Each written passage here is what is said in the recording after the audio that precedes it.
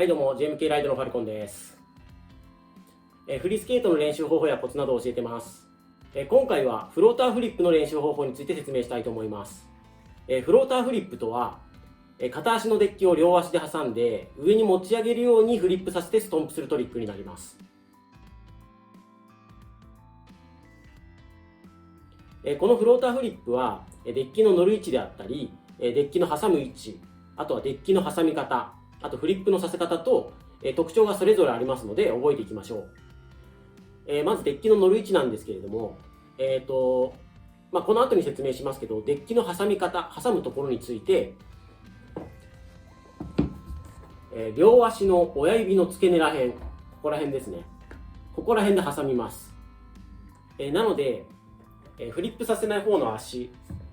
は通常に乗っているとデッキを挟もうとしても足がぶつかる前にデッキがぶつかってしまうので挟みません。なので乗る位置を少し親指が出るようにずらして乗ります。通常がこのぐらいで、ずらしてこのぐらい、ちょうど土踏まずがエッジガードがちょっと見えるか見えないかぐらいで乗せると親指が少し出るような形になります。このように乗ってください。はい、続いてデッキを挟む位置についてです。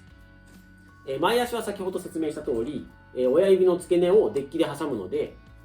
通常乗っている位置よりも内側に乗せるようにします。で、デッキは、角とその対角線の角を挟むようにします。で、片方の角を前足の親指の付け根ら辺に当てて、後ろの親指の付け根をもう片方の角で挟むようにします。で、後ろ足の親指の付け根を挟むときに、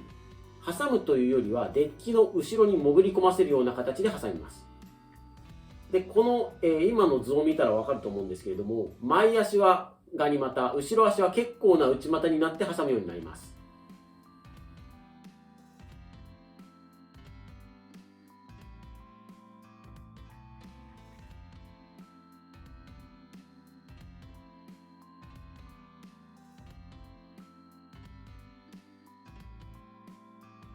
この時の注意ポイントなんですけれども、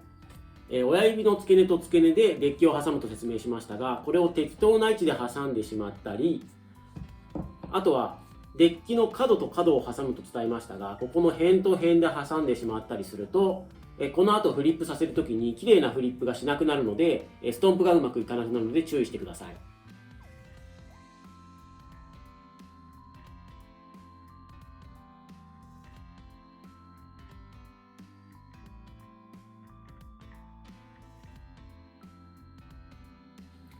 はい、続いて、デッキの挟み方についてです。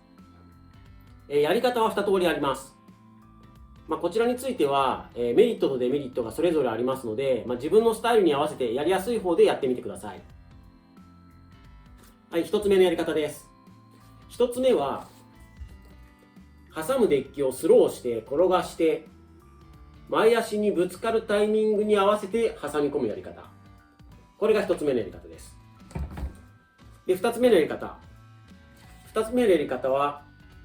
なるべくデッキを近い位置まで持ってきて、ここから強引に挟んでしまうというのが2つ目のやり方になります。1つ目のスローしてデッキを挟むやり方についてのメリットは、スローしたデッキが前足に当たるまで様子を見といて、当たったタイミングを見計らって挟むので、余裕を持って挟めてフリップがしやすいというのがメリットになります。デメリットとしては、スローしたデッキが前足にぶつかるまでの間、前足でワンフッターし続けなければいけないっていうのと、あとはこのスローの力加減、これを一定にしなければならないというのがデメリットになります。はい、2つ目のデッキのそばまで持ってきて強引に挟み込むやり方なんですが、こちらのメリットについては、もともと前足の近くまでデッキを持ってきていて、スローをしなくて済むので、毎回安定して挟めるというのがメリットになります。デメリットとしては、前足になるべく近い状態でデッキを離しているので、すぐ挟まないとデッキの位置関係がずれてしまうっていうのと、あとは強引に挟むので、強引に挟んだ力が強すぎると、前足と後ろ足で挟んでいる状態が反動で外れてしまって、挟めずにうまくフリップしないっていうことがあります。続いてフリップのやり方についてですが、フリップする際は、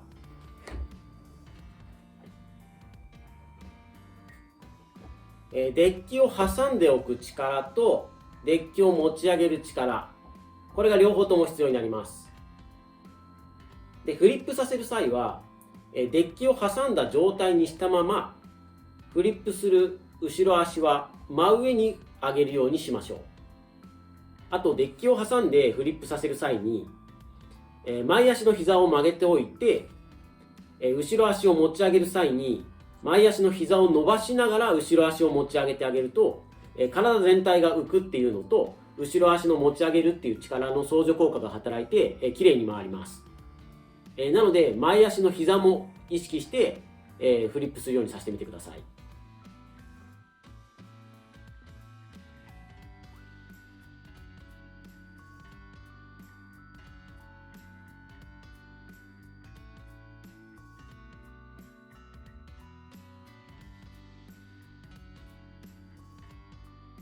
このデッキの挟んでいる力が強すぎると真上に持ち上げようとしても少し前の方にフリップさせてしまうので、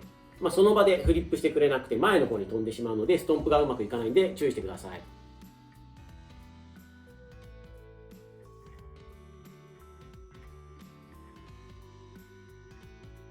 い。あとは挟む動作で1回動きを止めてフリップする動作、このように2段階に動きを分けてしまうとフリップする時の勢いが弱くなってしまうのでフリップがうまく回りません。なので挟み込んだらそのままフリップする動作に切り替える。後ろ足をデッキを挟むように寄せたまま90度に持ち上げる。このような動きを心がけてやってみるようにしてください。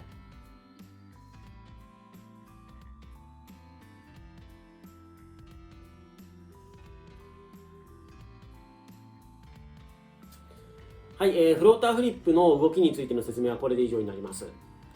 練習方法についてですけれども、まずは、柵、手すりがあるところで、フローターフリップのこれまでの説明した動作をまずは試してみましょう。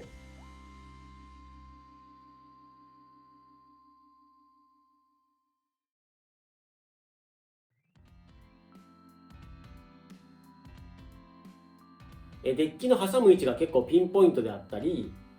デッキのフリップさせる力加減が繊細であったりするので、まずは手すりで5割から8割ぐらいできるようになってから自走の中でやるといいです。で、自走中にどうしてもうまくいかないっていう方は、また手すりに戻って、これまで説明した各動作についてもう一回おさらいして、